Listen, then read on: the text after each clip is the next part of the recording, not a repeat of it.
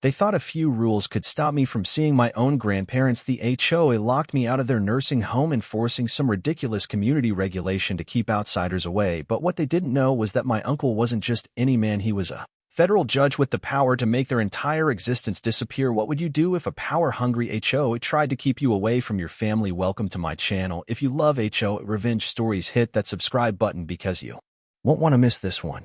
I moved into Maple Ridge Estates last year to be closer to my grandparents who lived in the nearby Willow Crest nursing home. They'd been in this community for over 2 decades, long before the HOA had any real power. But that changed when Eleanor Prescott became president. She wasn't just strict, she was a control freak and designer heels, enforcing rules that seemed designed more for personal satisfaction than actual neighborhood upkeep. I learned that firsthand when I received my first violation notice within 2 weeks of moving in. A bright red slip taped to my front door citing my unauthorized street parking, my crime parking in my own driveway. At first I brushed it off as an overzealous HOA flex, but then came the garbage can citation for placing my bin out too early, followed by a warning about my grass being one and over the acceptable height. It was clear Eleanor had chosen me as her new target, but I ignored it all, focusing on my real reason for moving: to visit my grandparents as often as I could. That was until I pulled into the Willow Crest parking lot one afternoon and found Eleanor standing there, clipboard in hand, a smug expression plastered across her Botox face. "You can't park here," she announced. Before I even stepped out of my car, I frowned, glancing around at the half-empty lot. "This is a public nursing home." She shook her head. Under new HOA regulations, only registered residents or their immediate caregivers are allowed visitor parking. Unauthorized visitors require advance approval. I almost laughed. "I'm visiting my grandparents, Eleanor. I don't need permission." Her thin lips curled into a smirk. "I'm afraid you do." She handed me a printed notice effective immediately. "All non-resident visitors must submit a request for entry 72 hours in advance. Your name is already flagged as a repeat offender of HOA guidelines, so additional approvals will be required for any future visits." My hands clenched around the paper. "You have no authority over this place," I snapped. "The HOA doesn't control a private nursing home." Eleanor's smirk widened. "Actually, we do. Willow Crest is within our jurisdiction, and as of last month we formalized an agreement with management to ensure all visitors comply with HOA security policies." I could barely believe what I was hearing. "You mean you bullied them into this?" She didn't answer, just tapped her clipboard and motioned toward the exit. "You'll need to leave now. Come back when you've gone through the proper channels." I knew I should have walked away, but rage burned in my chest. "You're keeping me from seeing my family." Eleanor adjusted her pearl necklace. "Rules are rules, Mr. Davis. If you don't like them, perhaps this isn't the right community for you." I wanted to argue, but 2 security guards, ones I'd never seen before, stepped up beside her. They weren't part of Willow Crest staff. They were HOA hired, wearing navy polos with the association's logo printed across their chests. My stomach turned. This was planned. Eleanor wasn't just enforcing some arbitrary rule. She had put an actual system in place to keep outsiders, specifically me, out. I looked past her through the glass doors where I could see my grandmother sitting in the common area, unaware that I was being blocked from stepping inside. I took a deep breath, forcing myself to remain calm. "You're going to regret this, Eleanor," she chuckled, tapping her clipboard against her palm. "I doubt it. Now leave before we have to escalate this to trespassing." My jaw clenched as I turned and walked back to my car, gripping my phone so tightly my knuckles turned white. If she thought I was just going to roll over and accept this, she had no idea who she was dealing with. I didn't need an appeal form or an HOA approval. I needed one phone call, and lucky for me, my uncle was the last person Eleanor should have pissed off. I drove straight home, my hands gripping the wheel so tightly my knuckles turned white. I wasn't just furious, I was calculating. Eleanor thought she had one thought: I'd accept my punishment like some obedient resident afraid of her ridiculous rules. But she had no idea that my uncle, Judge Samuel Davis, had spent the last 30 years unraveling power-hungry bureaucrats exactly like her. The moment I walked through my front door, I dialed his number. "What's wrong?" He answered immediately, always able to hear when I was barely containing my rage. "The HOA just banned me from visiting Grandma and Grandpa." I spat, pacing across my living room. "They put new rules in place at the nursing home, claiming they have jurisdiction. They've hired their own security, flagged my name, and are making it impossible for me to visit without advance permission." There was a long silence on the other end, then a low, amused chuckle. "That's adorable," my uncle finally said. "They think they have more power than the law." I heard paper shuffling, the distinct clack of his keyboard as he immediately started looking into the situation. "Send me everything: the violation notices, the visitor policy, even the names of the security guards, if you can get them already ready on it." I forwarded the emails and scanned notices while He kept talking. I need to see exactly how far they've stretched their authority if they've overstepped, and I'm already sure they have. Then this entire HOA is about to collapse under its own weight. I smirked, some of the fury inside me easing at his calm, methodical approach.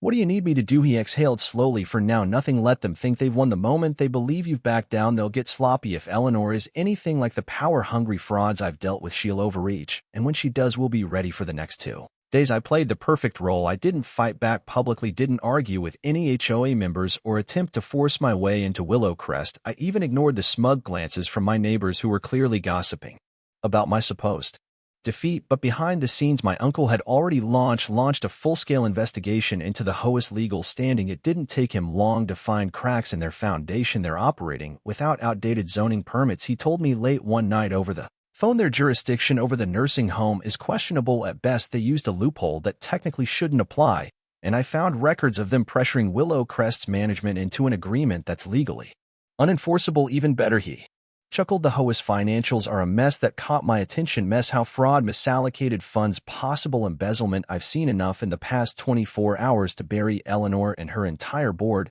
but we don't just want to win. His voice darkened. We want to humiliate them. I leaned back in my chair, a slow grin forming. What's the plan? We let them make the next move. He paused. And trust me, they will. They always do. The next day, I got exactly what I was waiting for, another HOA notice taped to my door, this time informing me that due to my continued hostile attitude and failure to comply with community standards, my property would be subject to an emergency hearing regarding my residency. I laughed out loud. They were trying to kick me out. I took a picture and sent it to my uncle. They took the bait. His response was instant. Perfect. Now we strike. That evening, we put the final pieces together. My uncle filed an official complaint with the county citing the HOA's illegal overreach and financial misconduct, but we weren't stopping at a simple lawsuit. We were taking it straight to the state level. They want to play by their own rules, my uncle said as he submitted the paperwork. Let's see how they like it when they're banned from the entire county. The next morning, Eleanor and the HOA board had no idea their carefully constructed empire was already crumbling. They probably woke up feeling powerful, thinking they had finally silenced me, thinking I was scrambling to appeal my pending emergency hearing. But while they were sipping their overpriced lattes and congratulating themselves on tightening their grip over the neighborhood, my uncle's complaint had already reached the county commissioner's desk, the state attorney's office, and just for good measure, one of the most aggressive investigative journalists in the area. Eleanor wanted power. She was about to see what real power looked like. By noon, the first cracks in her kingdom started to show. My uncle called me with an update, his voice filled with the kind of satisfaction that only came from watching corrupt bureaucrats walk straight into a trap. They've been siphoning community funds, he said, his tone almost amused, moving HOA money into private accounts, issuing fraudulent fines, overcharging residents for community upkeep while funneling the excess into personal investments. It's classic embezzlement, and they were sloppy. I've already flagged multiple suspicious transactions with the county finance office. I grinned, picturing Eleanor's perfectly composed face twisting in panic as she realized her little dictatorship was under audit. How long before she knows? I asked. Oh, I'd say about 5 minutes. Right on cue, I heard the unmistakable sound of tires screeching outside. Peeking through my window, I watched as Eleanor's black SUV swerved into my driveway, stopping just short of my front steps. The door flew open, and out she stormed, her expression a mixture of barely contained rage and thinly veiled desperation. You think this is funny? She spat. The moment I stepped outside, whatever stunt you think you're pulling, it won't work. I crossed my arms, leaning casually against my porch railing. Oh, Eleanor, you really should read the bylaws you love so much. This isn't a stunt, it's just accountability. Her nostrils flared. You reported false claims to the county, she accused, and now they're threatening to freeze our accounts pending investigation. I raise an eyebrow. False claims? Because from what I've seen and what my uncle, the federal judge, has seen, those numbers don't lie. But by all means, keep talking. I'm sure the authorities would love to hear more about how you've been mismanaging thousands of dollars. Her confidence flickered, but she wasn't ready to give up yet. You have no idea what you've done, she hissed. I have friends in this town. Really? I smirked, because from what I hear, a lot of your friends are about to be subpoenaed. That did it for the first time. Real fear flashed across her face. She opened her mouth as if to argue, but before she could speak, another car pulled up, a county vehicle. A man in a suit stepped out, a folder in hand, and the moment Eleanor saw him, she went rigid. Mrs. Prescott, the county investigator said, flipping through his papers, you've been formally served. We need to discuss the financial irregularities reported under your administration. The blood drained from Eleanor's face, but she wasn't the only one frozen in place. Across the street, neighbors had started gathering, whispering among themselves. Watching their once untouchable HOA president get publicly humiliated in broad daylight, I caught a glimpse of Martin, her smug vice president, lingering near his front door, gripping his phone as if trying to figure out whether to run or pretend he wasn't involved. I almost laughed. It was like watching a castle collapse in real time. Eleanor finally managed to regain some of her composure. "This is outrageous," she snapped at the investigator. "We follow all county regulations." Actually, the investigator interrupted. "Preliminary findings suggest otherwise, and under county fraud statutes, misappropriation of funds can result in criminal charges." That was it. That was the moment Eleanor realized she had lost her entire body, stiffened, her hands gripping her expensive blazer like she could somehow wring control back into existence. But it was too late. The law was already in motion. As the investigator escorted her toward his vehicle, I stepped forward, lowering my voice so only she could hear. "You banned me from visiting my grandparents," I murmured. "Now you're banned from this entire county." Eleanor turned to glare at me one last time, but there was no fire left in her eyes, only the dawning horror of a woman who had finally realized she was no longer in control. She didn't say a word as she climbed into the car. The moment the door slammed shut, Martin bolted from his house, disappearing down the street like a rat abandoning a sinking ship. The HOA board members who had once stood so proudly beside Eleanor suddenly looked anywhere but in my direction. One by one, they slinked back into their houses, realizing that their reign of terror had just ended. A slow clap started from across the street, and when I turned, I saw Mrs. Thompson, the sweet old woman who had lived in this neighborhood longer than anyone, grinning as she applauded. Within seconds, others joined in. Neighbors who had been too afraid to speak out, too intimidated by Eleanor's rule, were now cheering. "Hearing took long enough," someone muttered. Another person called out, "Drinks at my place tonight." On me, the tension that had gripped this neighborhood for years finally cracked, replaced with something that had been missing for too long: relief. As the county car pulled away, I let out of breath. I hadn't realized I was holding my phone. Buzzed a message from my uncle. "Good work, it's over." I smirked as I typed back, "Oh no, Uncle Sam, it's just getting started." Because while Eleanor's personal reign had ended, the HOA itself was still standing, and I had no intention of letting it survive. The fallout from Eleanor's downfall was immediate and absolute. By the next morning, word had spread like wildfire, not just through our neighborhood but across the entire county. Local news stations picked up the story, running headlines like "HOA President Under Investigation for Financial Misconduct" and "Community Residents Fight Back Against Overreaching HO." The footage of Eleanor being escorted into the county vehicle was replayed on every channel, cementing her legacy as nothing more than a disgraced dictator who had overplayed her hand. But I wasn't done yet. My uncle had taken down Eleanor, but the HOA itself was still standing, still technically operational, still full of power hungry board members who had supported her every move. If I wanted to finish this, I needed to dismantle the entire system piece by piece, the first step destroying their authority from within. I spent the morning gathering more evidence, printing every document my uncle had uncovered, every fraudulent expense report, every shady transaction, every single instance where the HOA had overstepped their legal jurisdiction. Then I took it straight to the HOA emergency meeting they had scheduled that evening, no doubt hoping to recover from the mess. The meeting room was packed when I walked in, and the moment I entered, the entire board went silent. They knew exactly why I was there. Martin, who had somehow slithered his way into temporary leadership after Eleanor's exit, cleared his throat and attempted to sound in control. "This meeting is to discuss the transition of leadership within the HO," he announced. "Given recent events, we need to ensure that our community remains." I cut him off by dropping a thick stack of files onto the table loudly. "I think we should discuss this first." I pressed the button on the projector, and the room dimmed as the first slide appeared, a full breakdown of the missing $370,000 from HOA funds. Gasps rippled through the crowd, and Martin paled. "Where did that money go?" I asked, my voice calm but deadly, "because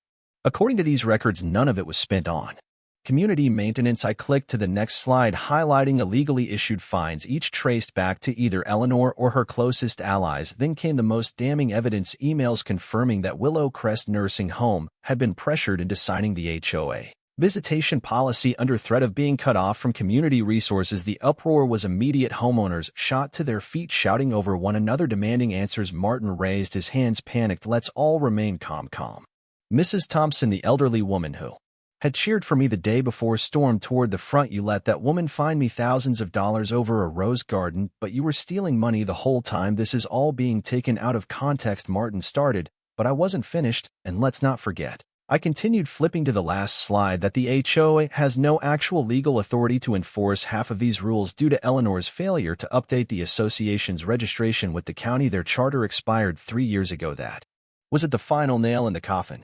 The HOA hadn't been legally recognized for years. Every fine issued, every rule enforced, every dollar collected invalid. Martin looked like he wanted to sink into the floor. The crowd exploded with angry voices, residents demanding refunds, threatening lawsuits, calling for the HOA to be abolished entirely. I stepped forward, standing directly in front of Martin, my voice cutting through the chaos like a blade. This organization is done. I turned toward the crowd, and we have two choices. We can spend the next few months filing legal challenges to untangle this mess, or we can vote to dissolve the HOA right now. Silence fell as the weight of my words settled over the room. People turned to one another, whispering. Then from the back, a single voice spoke up. I vote to dissolve. Mrs. Thompson, standing tall despite her age. Then another voice. I second it. Then another. I third it. Motion to dissolve. Someone else called out. I second the motion. I watched his hand show tee up across the room. Martin's face twisted in panic. Wait, you can't just— Yes, we can, I interrupted, pulling out a printed copy of the HOA bylaws and flipping to the dissolution clause. It takes a 75% majority vote to terminate the association,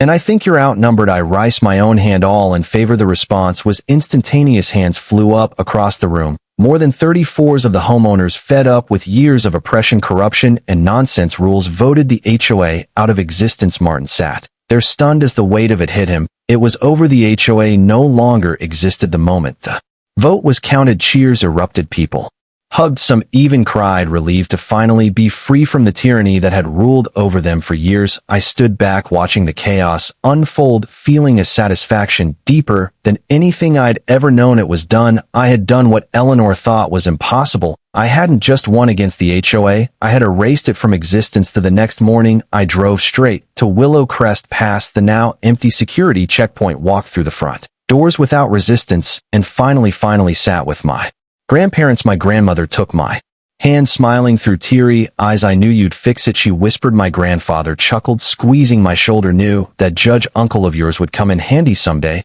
I just grinned. Turns out Eleanor was right about one thing, I said, leaning back in my chair. Rules are rules, and now she doesn't get to make them anymore. The HOA was gone, wiped from existence by an overwhelming vote, but I knew better than to think the battle was truly over. People like Eleanor and Martin didn't just disappear. Quietly they schemed, they plotted, they found ways to claw their way back into power through loopholes and technicalities. Sure enough, 2 days after the vote, I woke up to find a legal notice taped to my door, this time not from the HOA, but from Eller's personal attorney. I read the words carefully, my smirk growing with every ridiculous accusation: defamation, harassment, wrongful interference in a private association's governance. It was an intimidation tactic. Plain and simple. Eleanor was trying to use the legal system as a weapon, hoping I'd be scared into backing off, but she was too late for that. I wasn't just standing my ground, I was burying her. I forwarded the letter to my uncle, who called me within minutes, barely able to contain his amusement. She's really grasping at straws, he chuckled. This is nothing but a frivolous lawsuit, a scare tactic. She has no standing, because legally the HOA no longer exists. She's desperate, I agreed. She knows she's lost. My uncle hummed and thought, that doesn't mean she won't keep trying. We need to make sure she can't bounce back from this. He paused, then